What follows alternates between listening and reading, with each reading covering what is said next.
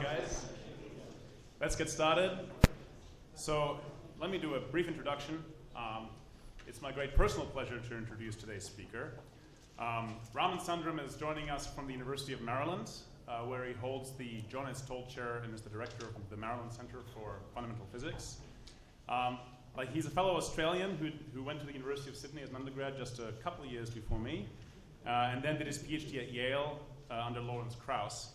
And then he moved to Berkeley, Harvard, Boston, and Stanford before becoming the Alumni Centennial Chair at Johns Hopkins, and then moving to Maryland in 2010. So,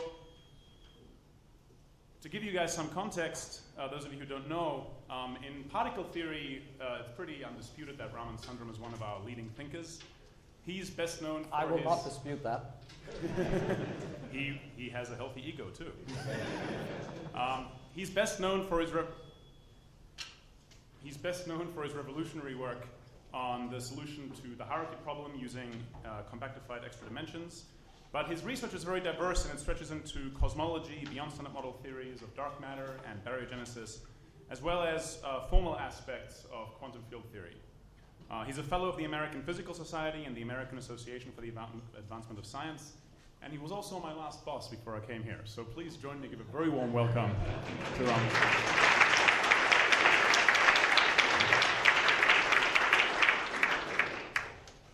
Okay, so thank you. It's great to be here, or be back here. I wanted to give you a state of play in particle physics, and as a theorist, both the ideas and the state of experiment. But just to focus on some branch of it, I wanted to talk about the branch of experiments that are being pursued at the Large Hadron Collider, building on a century of collider experiments in particle physics. So I want to give you a way of sort of thinking about both the experiment and the theory. There are many other connections particle physics has, which I'll just mention in passing. Okay? So the Large Hadron Collider collides protons basically in this racetrack far underground, straddling the Franco-Swiss border at the CERN laboratory. And so these protons are accelerated to thousands of times their rest energy, and then smashed together, or beams of these are smashed together, and that gives rise to a hail of subnuclear particles spraying out, and it's a big mess. And the big mess is carefully watched by these big eyes. Okay, these huge cameras, maybe the most delicate and biggest cameras in existence. But instead of looking outwards, they're gazing inwards at what happens in these collisions. Okay. But why? Okay, so I wanted to, as a theorist, I wanted to spend some time just explaining what's at stake, what's so exciting about just smashing things together. Okay. So the elephant in the room is actually the relativistic vacuum. And so I wanted to tell you why that is, why nothing is actually something very interesting. Then I wanted to give a broad sense of the feel of particle physics. The word particle physics sounds pretty boring. It's like little marbles hitting each other. But it's anything but that. And I want to give a sense of its elegance, too. So I'll discuss that. That will give rise to what I'd call the frontier of particle physics at the moment, which is, instead of the origin of the species, it's the origin of the masses. Okay, so it's the mechanism by which elementary particles get mass and stop traveling at the speed of light. This is the physics the LHC is, broadly speaking, focused on. It's the physics of the Higgs boson, and I want you to come away at least knowing why the Higgs boson is the particle's particle, and its discovery was such a triumph of modern science, as well as other forms of matter have given rise to a few puzzles. Okay, so I want to describe what are the puzzles and achievements of modern particle theory and modern particle experiment. I want to invoke why some of the, we already know that relativity is a very, it's the world that we live in, but it's a very exotic merger of space and time, okay? It's not the space and time a cave person would have thought they were living in. But this may just be the beginning. Some of the puzzles that are currently puzzles of nature may be answered by enhancements of space-time structure beyond relativity. I think I will not talk about this just for lack of time. But I will talk about higher dimensions, supersymmetry, curved space-time. These are other aspects that space-time can have that can help us understand what are currently mysteries. But that's the theory side. You'd like to say, how can you see these things? You want to test your theories, just like we've tested relativity. You'd like to test any proposal for an enhanced structure of space-time. That's what I mean in this last bit, extra-dimensional perception. How do you actually see? If you have extra dimensions, what are you supposed to look for? And I'll talk about it in the context of collider strategies. Okay. So here is sort of the basics of particle physics. As a million years ago, this would be your intuition. You would have drawn space this way and time this way, and a particle like this, let's say this proton, is going to travel, or maybe let's call this the proton. Here's a proton, and as time evolves, it is, say, traveling in this direction. And so it's moving in space-time like this, okay? And here, say, is some more exotic particle. Let's call it a top quark. And it is moving in this direction, so as a function of time, it's slowly doing this. But they both have positive charge, so they repel each other, and then they go back the other direction, okay? So this is what we come to as thinking of as a non-relativistic instinct for space and time. We know in relativity, space and time get jumbled up a little bit. The most drastic jumbling up of this picture would be if you actually switch the axes, okay? So that would be insane, surely. Because here, these particles are going back and forth in space, but inevitably moving forward in time. If I were to switch the axes, I'd get something crazy like this, which would be my proton going forward in time and then going backward in time, and this top quark going forward in time but having come from the future. That would be insane, but that's what happens in relativistic space-time. Okay? Now, we have to talk to ordinary people, and we don't want to be thrown in an asylum. So we rename what's going on. We just look at this picture, which is the picture, but taking a snapshot. If you take a photograph in time, you start at time t equals 0 with the proton and this funny version of the proton, and we just call it an antiproton. It's the proton going backward in time. And as time evolves, we just read the story. Rather than thinking of the particle, you can follow this picture with your eye on the blue line, or you can follow the picture time frame by time frame. To stay sane, follow the picture time frame by time frame. You see this particle and this other weird particle come together, and then suddenly, woof, they're disappeared. Okay? And then suddenly later, a top quark and an anti-top quark have been created. That's one way of reading this picture, rather than talking about particles going backward in time. So that can really happen, and it is magical. It is a form of alchemy. The base metal of a proton has been turned into the most expensive and exotic elementary particle known, top quarks. Useless to most people, but to the people that really count, this is the most important particle there is, top quarks. This is exactly how top quarks were discovered at the Tevatron at Fermilab, okay, in the 90s. Okay. So it allows us to create new particles, but if going backward and forward in time was just as easy as switching these axes, it would happen all the time. We would not think it counterintuitive. We'd say, I'm just going back to yesterday where I can take the exam again, which I gather some of you are trying to do. But, so we don't do that. We don't get away with that, right? Because there's a high price tag. It doesn't happen on a daily basis because it costs so much. While going backward and forward in time does not take a lot of energy, in space, does not take a lot of energy for me to turn around. Going backward and forward in time costs an enormous amount. It costs this much. If you want to do this kind of creation process of top quarks, the mass of the top quark multiplied by the speed of light squared is how much energy you have to provide in the incoming proton-antiproton. So you have to put a ton of energy in order to perform magic. But we knew that, didn't we? Okay, so that's one form of magic. I now want to come to the vacuum, okay? So this is the vacuum when you set Planck's constant to 0. It's the vacuum of your imagination. There's not much going on, and there's not much to talk about. But now I want to put in Heisenberg's uncertainty principle in the energy-time relationship, which says that for short periods of time, set by ultimately this h bar in that equation, for short periods of time, you can borrow energy. We know energy is conserved, but it's sort of like money. You've got to pay it back, but you don't have to pay it back instantly. You can borrow it for a little while. Okay? The shorter the time, the bigger the loan. Okay? It's actually worse than that, because normally a very conservative person would just not borrow.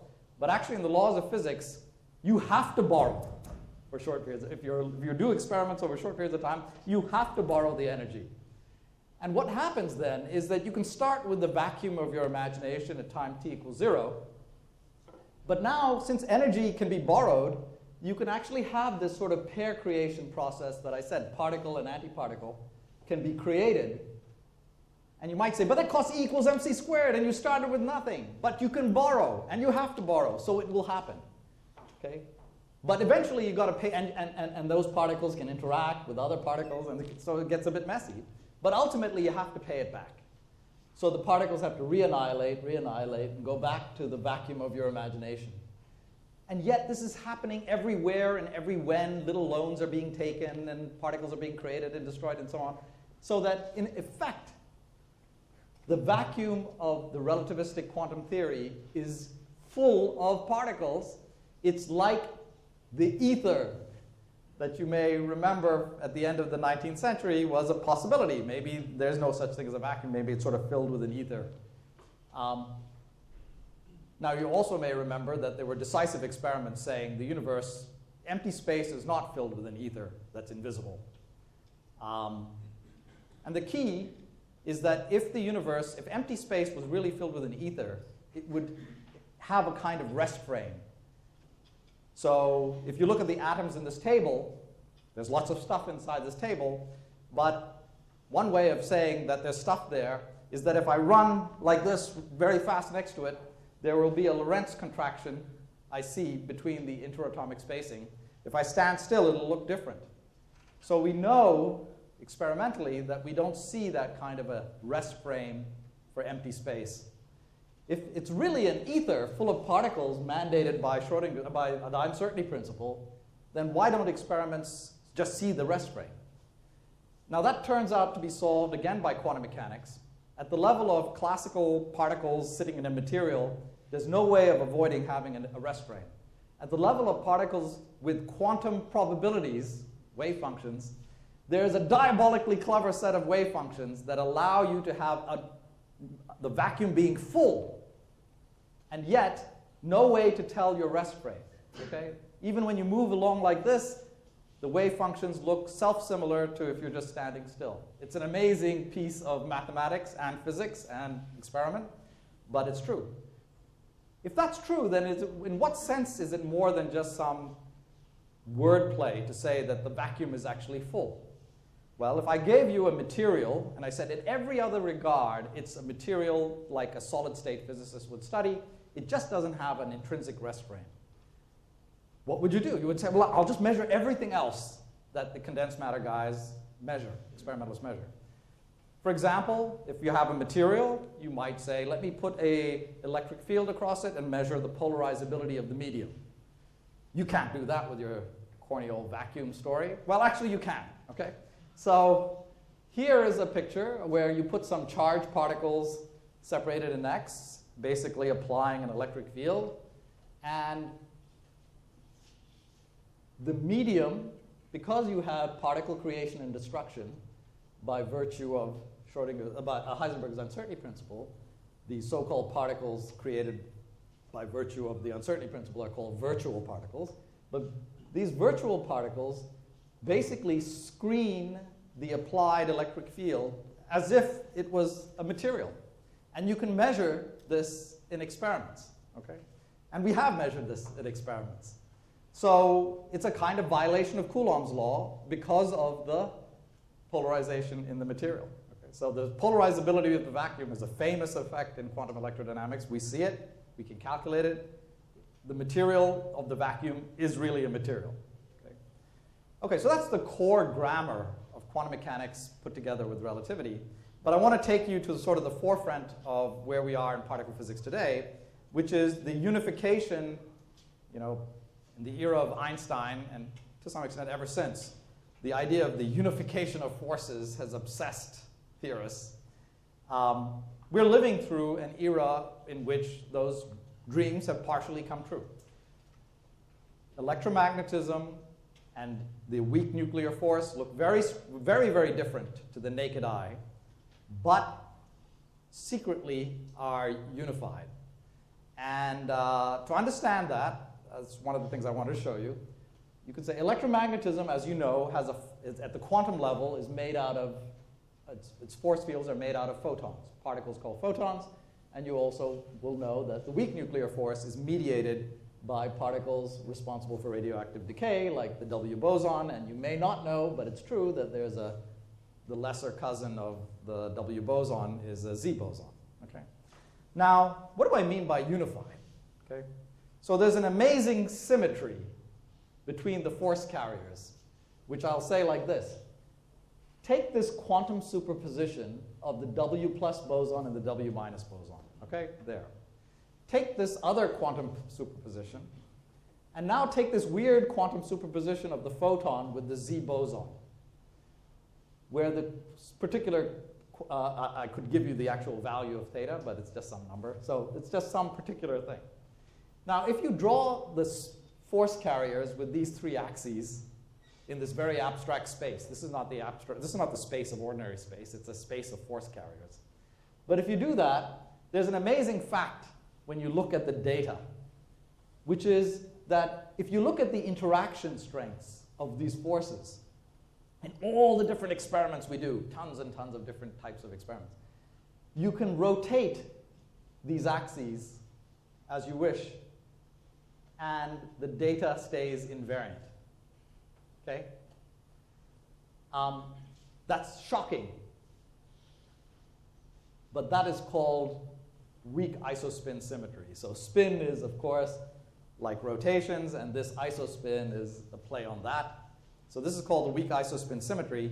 And it's amazing. So the data is saying that secretly these things are unified because you can rotate these force carriers into each other, and the data doesn't know the difference at the level of their couplings, at the level of their interactions. I've said it in that kind of corny way, but I at least want to assert that, even though I won't go into it, that this is a story which has got kind of a symphonic beauty for the theorists, okay, and the experimentalists. In other words, the specialists in this field. It's something incredibly beautiful. It is subtle, not as simple as even what I said. It has got a branch of mathematics attached to it, which is a form of differential geometry known as fiber bundles to mathematicians, or Yang-Mills gauge theory to physicists. The metaphor, in my mind, for a fiber bundle, just to show what's the subtlety, it's the subtlety of a Mobius strip. This is a kind of cartoon of a fiber bundle. And you can think of the subtlety in this way. If you think of this equatorial direction as ordinary space-time, and you think of the vertical fibers, which, however, are twisting non-trivially, as isospace, that abstract space of force carriers I just showed you, this is a kind of cartoon, as best as I can do, for showing you the subtle way in which the space of force carriers dances around in space-time, possibly even twisting like this. In fact, I got into particle physics myself based on this. Okay? Which when I saw that the subject had this level of elegance to it, I'm just showing you the cartoon of it, that I was hooked, not because it was a story about marbles which were really, really small, which is interesting, but that didn't happen to get me. So I had to point this out.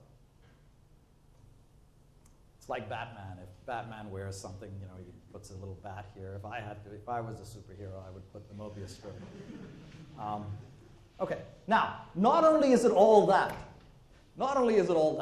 it's an incredibly predictive theory. The symmetry, which I can only suggest the subtlety of, is so powerful that it just predicts the entire spectrum of the entire set of masses of all the elementary particles known today. All of them are completely predictable analytically, no computers needed, and I want to show you that prediction because surely that is a shock to you, right? Here's the prediction. Okay? 0, 0, 0, 0, 0. So, this is incredible because I am a theorist. I only marginally care what the data says. I only care about beauty. I think this has it. Okay? What does the data say? The data is a mess, okay? In some logarithmic scale, everything is all over the place. It's a mess. The strange quark is here. The top quark is there. The W boson is there. Neutrinos are now massive for the last 20 years. I don't like it. I don't like it. What the hell is going on? All the, particle data book, the compendium of all knowledge, has 2 columns. One is the interaction strengths for all processes. The other is the masses of all elementary particles, just 2. All of this column, all the interactions have this isospin symmetry. All of the masses are completely at odds with the predictions of that symmetry. This is a detective problem par excellence, right? What's going on? Here's the analogy. It's easy enough once you see how it could work. Let's think about marbles or cannonballs or whatever on Earth, in the Earth's gravitational field.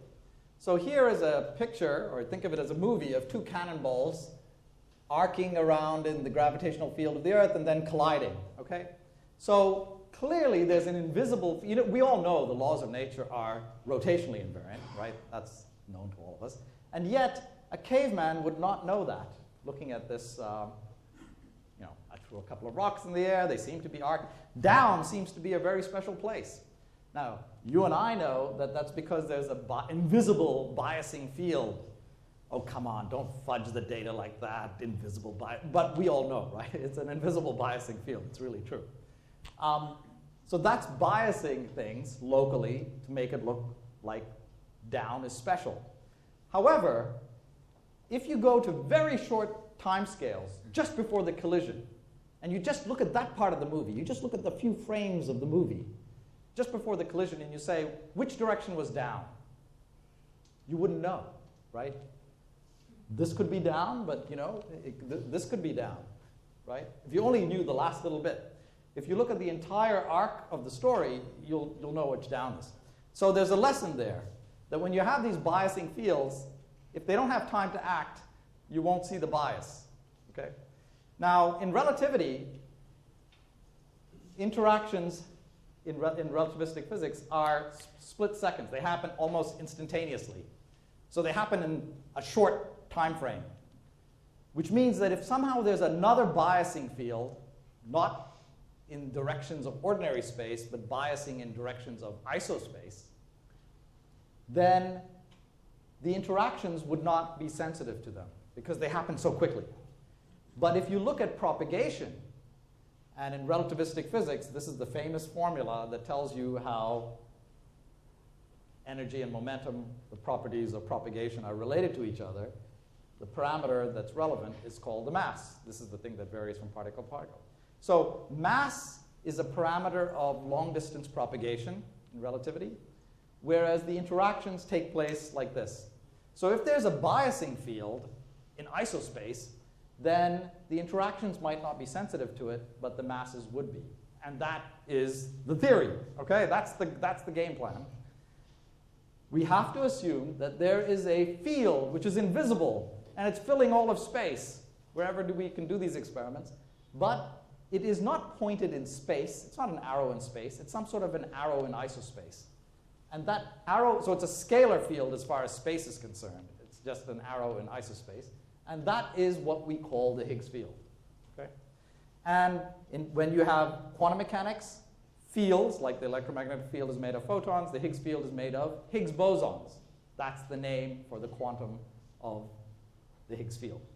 You can think of these particles as quantum ripples in the otherwise invisible Higgs field. Well, that's a great theory. Invisible field, hocus pocus. Can we test it? Okay. So the LHC was designed, Large Hadron Collider was designed to blast Higgs bosons out of hiding. There's a Higgs field everywhere here, according to this theory, but you don't see it. So what we want to do is, it's like the Higgs field in the vacuum is like the surface of a very quiet pond. Actually, I was at some caverns in Virginia where they have some places where there is water, and it's so quiet, the water is so still that you don't see the water at all. You see the reflection of the cavern, and it looks like there's a canyon going deep down when there's actually a big ceiling. You don't see it. If you drop the tiniest speck to disturb it, then you see the ripples. Okay? That's the situation we're in here. We don't see this amazing Higgs field. Apparently it's doing this biasing job, or so you say. But when we collide these protons together, we have some quantum mechanical probability of creating a ripple. A quantum ripple is a Higgs boson. It looks like a particle. A disturbance in the pond, and then it dies out. Where does its energy go when it dies out? It goes into other forms of matter or radiation. In this case, I've drawn it going into photons. It goes into light. Okay? And then this could happen in a very short period of time, even a very short distance. Then these big, big eyes come into operation. They have to see the light from this decaying Higgs boson. That's the game, but it's not as easy as that because there's a huge background of other light and noise and jets and nuclear matter, electrons, muons, everything is pouring out of this collision. This is not a very clean collision to just create the one disturbance that you want. It creates everything. But nevertheless, in an incredible feat, let me first show you what a kind of candidate event at the Large Hadron Collider, in this case the CMS detector, sorry, you have locally the opposite collaboration. But anyway, I'm a CMS institution. So here's a candidate Higgs event where the protons are colliding like this. Boom! Okay, everything on the planet is created there through E equals mc squared. Sometimes people say, oh, the proton broke apart, and that's what you're seeing, the shards of the proton. That's not true. Most of the stuff that's interesting here, there is some of that, but most of the stuff that's interesting is being created by alchemy, E equals mc squared, including the photons that are the signature, or one signature of this Higgs boson that briefly existed. But how do we know it's that pair of photons and not just some random pair of photons? Well, you have to plot what theory would say. Here's the energy of a pair of photons on the x-axis, and there we're just looking at the number of events. And so even though there's some generic noisy background, which is smooth, of photon events from many other causes, at the particular E equals mc squared of a Higgs boson whose mass is 125 GeV, there's a little bump, a little excess, okay, that comes from that one singular cause, the Higgs boson, as opposed to the messy, noisy, smooth distribution of other stuff. That was the early data pointing to the Higgs boson. There were other channels in which the Higgs boson was seen. I won't talk about that for lack of time, but that's what theory to experiment looks like. Well, with the discovery of the Higgs boson, the so-called standard model of particle physics became complete. Nobel Prizes to all things which were divisible by 3 or whatever. So not to the, few thousand experimentalists who did a lot of the heavy lifting. Sorry about that. it's clearly one of the, if I just stopped here, I'd be happy. Because I'm telling you, this is already one of the culminations in recent history of one of the most incredible adventures in scientific detective work. Okay? Amazingly, the Standard Model can stand alone. It can be extrapolated to incredibly high energies, far beyond, it can be theoretically extrapolated to incredibly high energies, far beyond what current experiments can do. But when we do that, when we theoretically stand back from this discovery and go and look at it on the large canvas, we see something incredibly strange. Okay? That's this so-called hierarchy problem, the puzzle, one of the puzzles that we see. So this is a theory picture. Here are all the coupling constants, or constants of nature, sitting inside the Hamiltonian of the Standard Model. They're about 20 or something, but I can only draw one axis. Okay? In this direction are masses of elementary particles obtained through the Higgs mechanism. They're non-zero. Okay? So this is what is predicted as a function of parameter space in the Standard Model Hamiltonian. I've just chosen, again, there are many particles in the Standard Model. I've chosen one, so I can draw one axis in the vertical direction. And here is the experimental mass of the W boson. I've just drawn it there, right?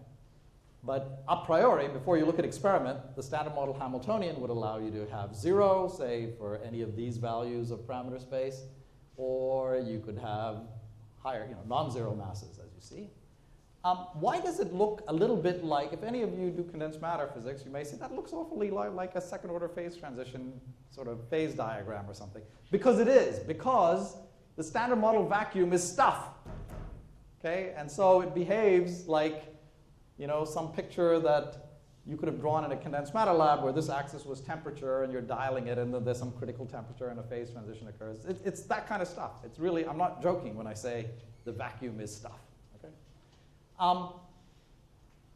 The highest possible theoretical mass of an elementary particle is the so-called Planck mass, made out of Newton's constant of gravity, the speed of light, and Planck's constant. Why is that the highest? Why is that the theoretical maximum?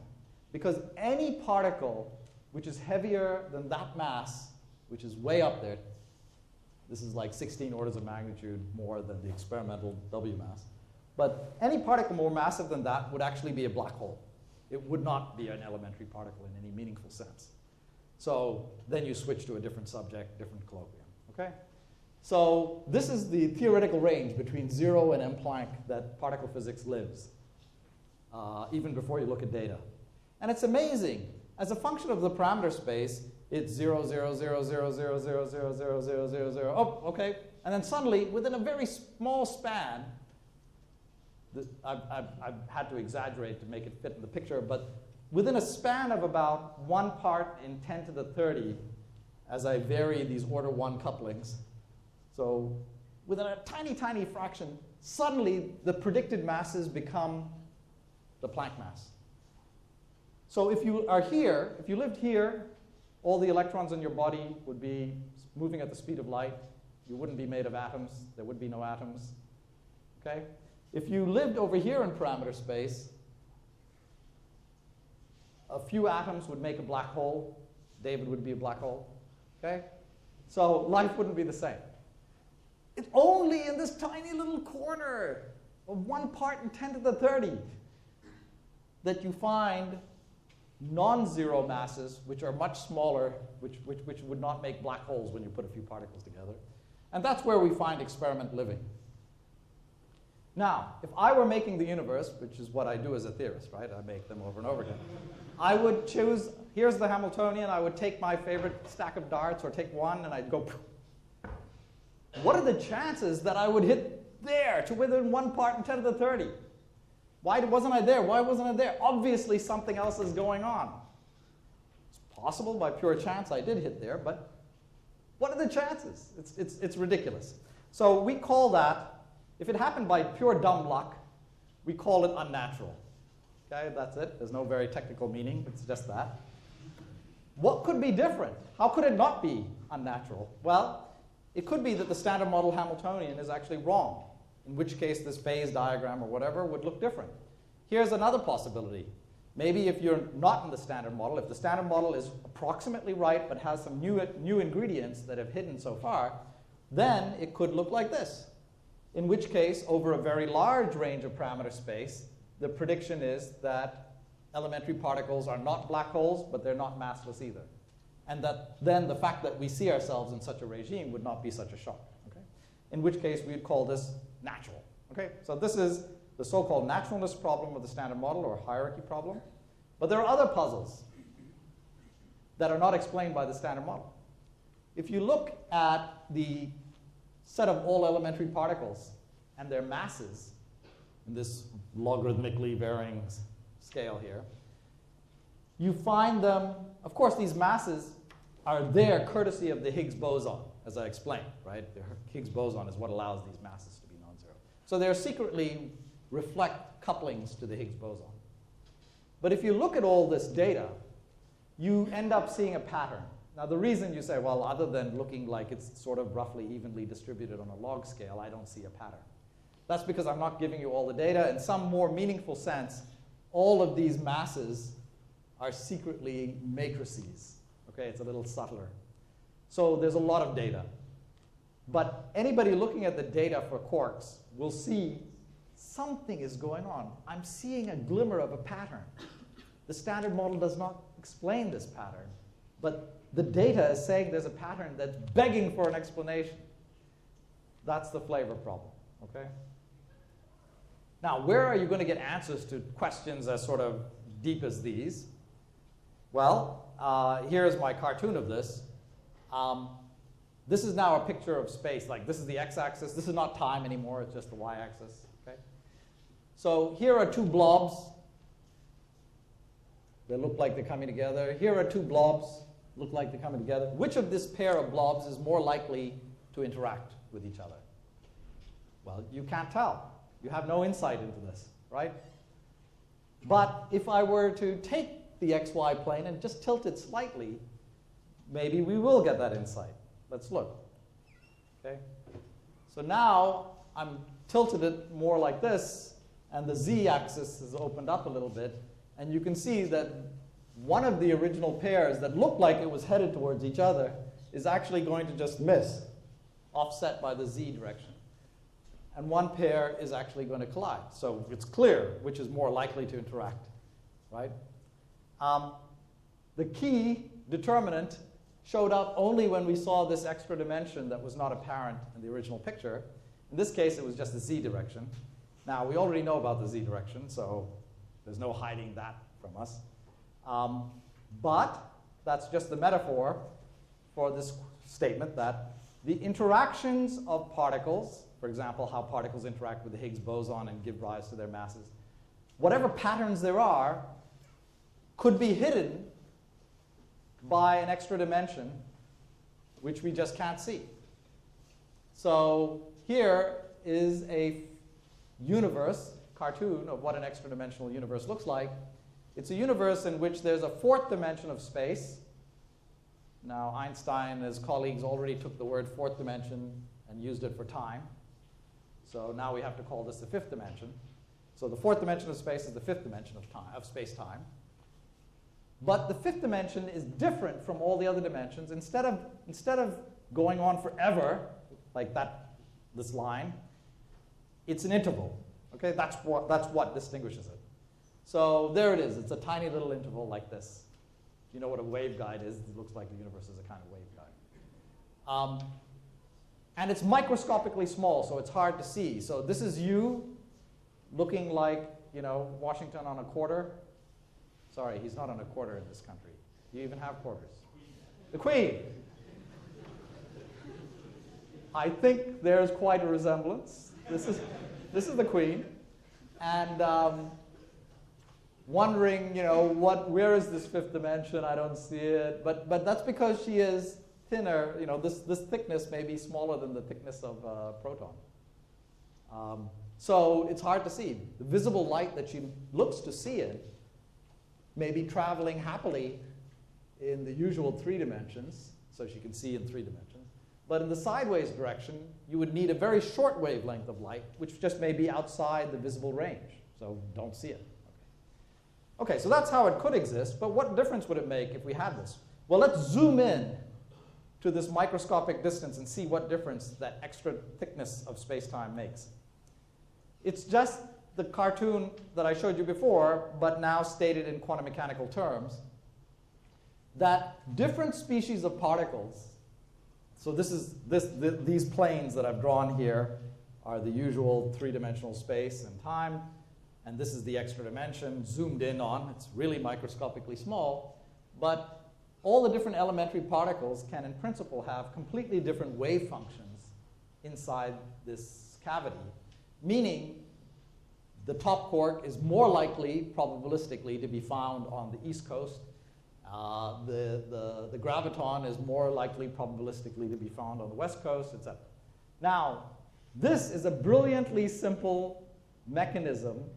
It turns out, by the way, that when you solve the various Einstein's equations in higher dimensions, the Dirac equation for the electron in higher dimensions, Maxwell's equations for electromagnetism in higher, you find that they naturally want to have this differentiation of where they live. They naturally want to live in different places by different relative amounts. You see this W boson likes to split its time between the coasts and even over flyover country and so on, right? So these things determine who wants to spend more time interacting with who. Okay? So this is a beautiful mechanism for understanding where the propensity to interact between a particular pair of species comes from. It comes from whether they spend more time together on the east coast, the west coast, or in the middle. Okay? It's wave function overlaps that determine interaction strengths. The most basic one of these overlaps solves the hierarchy problem in the sense that very naturally, in the parameter space of these theories, the Higgs boson wants to live on the east coast and the graviton wants to live on the west coast, so that they don't talk to each other a lot, which means the Higgs boson is the origin of mass. Okay? So masses generated by the Higgs mechanism don't like to talk to gravity. But by the equivalence principle, the reason you don't talk to gravity, the reason why a mass does not talk to gravity very much is because it's not very big. Remember G m1 m2 over r squared? That's the strength of gravity. So the reason why that force would be small is because m1 or m2 is small. Okay? So these masses generated by the Higgs mechanism are much smaller than these maximal masses where gravity is super strong, black holes, because of this tendency in extra dimensions to live apart. Its origin, the cleaving to one side and the other, like oil and water, is a deep result of solving the five-dimensional Einstein's equations, which makes this interior space a highly curved space-time. But us macroscopic creatures live in all of, our particles are spread out, so we don't notice this curve. It's also, I have to say, partially the inspiration for this very fine movie, which I didn't quite appreciate until I found out that it referred to our paper. But now I think it is very, very fine. Should all see it on Netflix.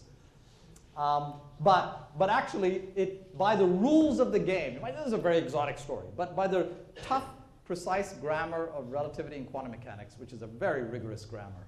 It's not like English. It's a much tighter grammar than that. If I knew any linguistics, I'd tell you a language which had a very tight grammar, but I don't. Anyway, it's a very tight grammar. It actually plays by the rules and solves the naturalness problem or the hierarchy problem, so that the Hamiltonian of this five-dimensional theory has this property that over a large part of parameter space, it's natural to get elementary particles with small masses compared to the theoretical maximum. Okay? And it also, if you look at again, everything has to be, the base mechanisms have to be fit to the data.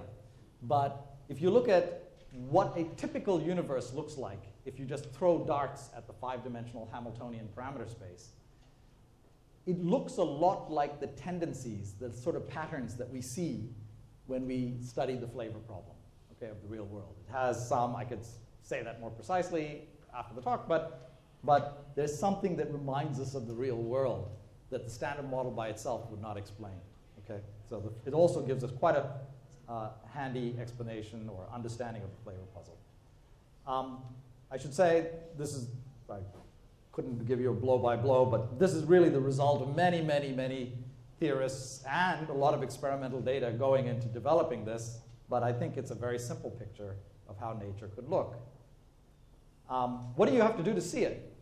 Well, to see it, I told you, if you're in a tiny little cavity like this, you need light to have a smaller wavelength, and then you can try and look in the sideways direction.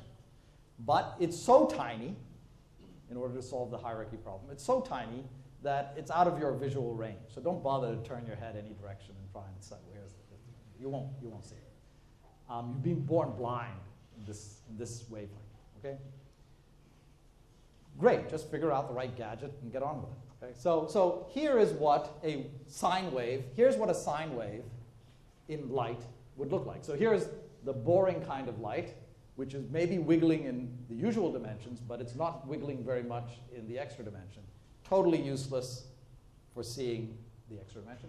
Here is something that's wiggly, but because it's in this highly curved space, the sine wave gets distorted and looks a bit like this. But it's a warped sine wave, okay? But, okay, why don't I just, what's the big deal? Get my hands on some of that. What's the problem with that? Well, the problem is the price tag.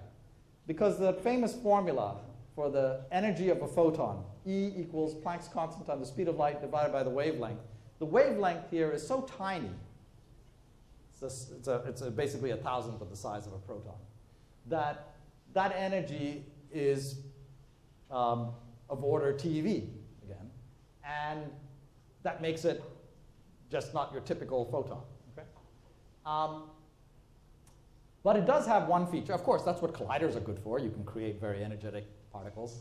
So let's try that. But the other thing is, like any wave in a cavity, you may know that any wave in a cavity, once you put the boundary conditions in, the allowed waves are discretized, right? That's where the quantum and quantum mechanics come from. Waves in a cavity will have discrete options for the energy levels. So the energies of these photons is actually discrete. And that's critical for looking for this. Because the game plan is run at the LHC, smash protons together. Here are their quantum mechanical wave trains of some of the quarks inside the protons. Smash them together, have some chance of creating light, which is wiggling in the sideways direction. Now, it turns out light is not as abundant at the LHC as this alternate form of light, gluons. Gluons are to the strong interactions what light is to electromagnetism. So let's create this strong nuclear light, gluons, which is wiggling in the sideways direction. Those kind of gluons are called Kaluza-Klein particles. And then they will eventually dissipate and decay into other particles. The most likely thing happens to be top quarks, because the wave functions align very closely in the extra dimension. And we look for the top quarks. But because these modes are discretized in energy, there will again be a particular resonant energy in the top quark distribution, which is the sign that something beyond the standard model is happening, rather than just some background contribution to top quarks. And similarly, you can look for Kaluza-Klein gravitons and Kaluza-Klein W bosons, but let's just focus on this production of Kaluza-Klein gluons decaying into top quarks. So here's ATLAS. Okay? Here's an ATLAS search, which is looking. So here's the energy of a pair of top quarks. Here is the distribution of top quarks, the number of top quarks as a function of energy. And the trouble is the standard model has many sources for producing just top quarks. So just you could, even without extra dimensions, you'd be producing top quarks at the LHC. Tons of them. Okay? So there's this smooth background, falling background of top quarks. And this bump, where at some discrete energy, you're able to produce a Kaluza-Klein gluon with a very particular energy. Well, after all is said and done, it gets smeared out So instead of seeing a bump like in the discovery of the Higgs boson, here's the bump. It's that green thing there on top of the background distribution. So it's an incredibly challenging thing. If you're going to look for that green excess on top of the standard model prediction, you better understand exactly what the standard model is doing. And again, that's a heroic effort putting together theory and experiment to have understood that, in fact, they're not, in this case, at 1 TeV, they're not seeing such a Kaluza-Klein excitation. It may be further down here where we have less sensitivity, but that's, again, a concept to experiment story of exploration in this field. Okay? I think for lack of time, I won't say that. Let me try to figure out what I can get away with. David, whom I have raised from a tiny mite to this mighty physicist. I'm going to start counting down from this one. Very good, very good. Okay, good, excellent. So let me just say this. There are other mysteries that we know of for sure, like dark matter. Here's a picture of dark, whenever you see a ghost movie and a ghost walks past, you don't see the ghost. But they do make it a little visible. It sort of looks like a distorted picture of the background is walking through, right? That's what you're seeing here. You're seeing these sort of arc-like distortions of galaxies far, far away, but there's something that's sort of distorting it. That's the ghost. That is a ghost. Mostly that is dark matter. Mostly that is dark matter. And it's being bent by its gravitational effects. Gravity is pulling on the light, is distorting the light from the background galaxies. But it's the mass of the dark matter, mostly, that is responsible for that distortion. So there is this dark matter floating around out there. Most of the mass of the universe is in the form of dark matter. And we, as the name suggests, have no idea what it is. But we have a beautiful candidate for what it could be. If the Higgs boson is not alone, if it in fact has a stable cousin, the Higgs boson is unstable, it decays. But if there was a stable cousin to the Higgs boson, this would be a wonderful candidate for a particle of dark matter.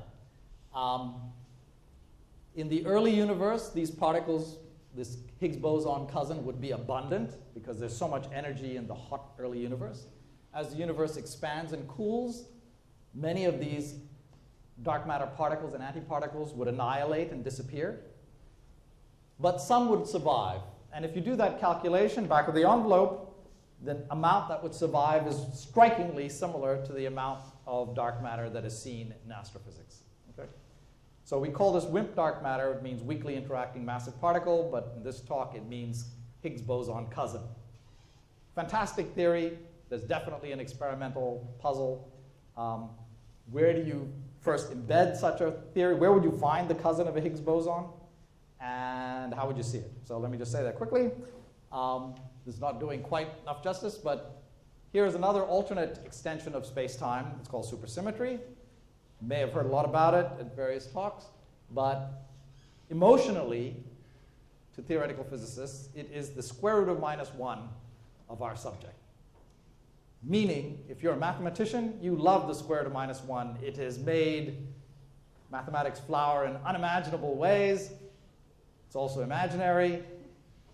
Supersymmetry thus far has been like that. Why is it a square? It's literally like a square root of -1. I'll say it very quickly. It's like the square root of the Hamiltonian, which normally the Hamiltonian is some differential operator. Taking its square root would be meaningless, but in supersymmetry, there's a real meaning to that. You can actually do it. And that's part of the key to how it solves the hierarchy problem. It's, again, something so beautiful I can only poetically sketch beautiful things for you to look at without telling you how it works. But it does have this feature that just like relativity doubled the number of particles from including the electron, you got the anti-electron or positron. Basically, the world of antiparticles emerged in the relativistic era. If supersymmetry is correct, a new half of the universe would suddenly open up. Basically, particles related to the ones we know, but offset by spin half. So that if you're a boson here, you're a fermion in the new set of particles. If you're a fermion here, you're a boson in the new set of particles. And that gives rise to a cousin of the Higgs boson, the Higgsino. And the Higgsino is very readily a stable particle. It's very easy to have it be absolutely stable. We could look for it at the LHC, so it could be a dark matter particle. Okay? So that could be it. How would we look for it? At the LHC, we can collide protons. Here they are in space-time colliding. They're made of quarks and gluons. And they could quantum mechanically switch over to the dark side and become squarks and gluinos instead of quarks and gluons. And they could decay this, that, and the other. But occasionally you produce not a Higgs boson now, but a Higgsino, which is a kind of stable cousin of the Higgs boson. But its very stability makes it so hard to see, because a Higgs boson, you see it because it turns into light. It decays. But if a Higgsino doesn't decay, it stays invisible and escapes the detector. So the way you see it is because of an imbalance in energy and momentum conservation. So this is like a cross-section of the LHC where the beams of protons collide like this. You can measure the momentum and energy of all the visible particles as they hit your detectors. But then this invisible particle, the Higgsino, that just escapes, will carry off some energy and momentum, and your energy and momentum will not be conserved, apparently. And that's the detection. Okay? Very challenging because there are backgrounds. There are ways of losing energy and momentum from mismeasurement, from neutrinos, and other things. But this is, again, a search that's ongoing. The fact that I love losing battles. Somehow all my heroes are losers. Okay? So I'm telling you a story of constant losing. Incredible plans, incredible plots. Nothing has been seen. I don't apologize for that. The search is the heroic enterprise. This is ongoing, and it'll be improved, and so on. I think for lack of time, not going to talk about some of the theory that inspired David Curtin's signature work, even though I find it as exciting as, perhaps more exciting than anything I've told you, so I'll just drop that. I'll drop David Curtin's brilliant experimental proposal that is perhaps the most exciting thing I know of going on in the future of the LHC in the coming years. You'll have to ask him about that. But I'll just end by saying that we are now in an era, we're entering an era in which we are studying the Higgs boson that's been discovered with greater and greater precision, because that precision may itself hide new virtual particles that go beyond the standard model. So that's one way in which we are trying to hunt for new physics. And this is a big part of the program at this stage. Let me conclude. Okay? The LHC is incredibly powerful. And while it has not seen something beyond the standard, it's seen the Higgs boson, that's a remarkable discovery. It's tested the standard model to unprecedented heights. It may make dramatic discoveries. We are all plotting on how it can, what places have not been looked at yet. So there are many places that we have not looked yet where incredible discoveries can be made. It may make a discovery, but it may not be enough of a machine to help us fully understand what has been discovered. Okay? To do that, we may actually have to go beyond. And so there are plots to try and get more powerful colliders or more precise colliders online. Okay? So that's, again, another colloquium.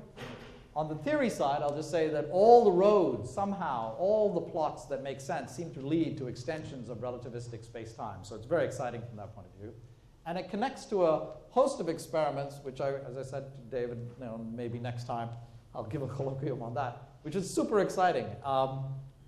Particle physics in cosmology and astrophysics and cosmic ray data and dark matter detections experiments.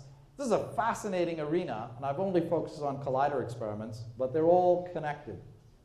This is a branch that's got a rich life ahead of it as well. I'll stop there. My sense is the story is just beginning.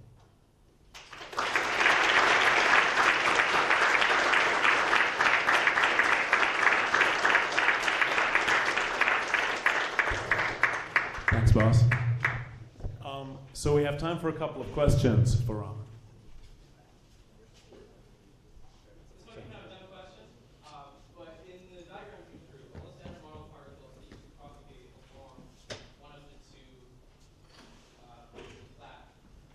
so-called brains. Yes. Do they ever travel, or could they ever travel sort of diagonally? And if so, Yeah. would that change any of the diagonal properties? So for example, when I draw any of those pictures, let me just get one there. This is the wave function. So we often use separation of variables or something to describe a wave function, which is, it's got some, the particle probability distribution has some distribution in the extra dimension, and it has some distribution in 3 dimensions, okay? Which is, say, this way.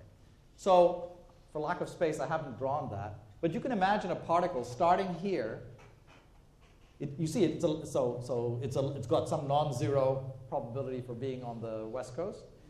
But it could be traveling towards the east coast. It could do that. And it could be traveling in 3 dimensions. So if I drew the wave functions first animated in time, there's a probability for starting here and ending here, but actually starting here and ending there. I mean, diagonally, where you're moving in 3-dimensional space as well as 2-dimensional space, as well as this extra dimensional space. That's absolutely possible. Not only is it possible, it's the generic move. It's very rare that you exactly move back and forth. You typically have some momentum in the usual dimensions and some in this direction. Given how small that x5 is of an element there, why does it make much difference which coast particle tends to be? Because from the particle point of view, this is a big place. So ultimately, what really matters is, it is, say, for the top quark, 1 trillion times more likely to be found on this coast than this coast. And say for the graviton, it is a quadrillion times more likely to be found on this coast than this coast. So what happens is there's the overlap of their probability distributions. If you have a high probability of being here, and this guy has a high probability, then what's the probability that they're in the same place at the same time? Right? You can imagine working that out, given the probability distributions. That's what matters. The scale is less important than the relative distribution. So by adding a new dimension, adding a new state, and you construct both the equation and tensor, do they kind of like go around each other in extreme situations, like in the neutron stars, or what situations, or anything like that? So that is sensitive to the interactions. Whether they dodge each other would be sensitive to the interactions. Here, the sort of like, suppose you didn't know any details of the interactions. Then I'd claim real estate, the rule of real estate, just location, location, location. So if you are on this coast, and this guy's on this coast, then I don't know, most likely you won't talk, okay?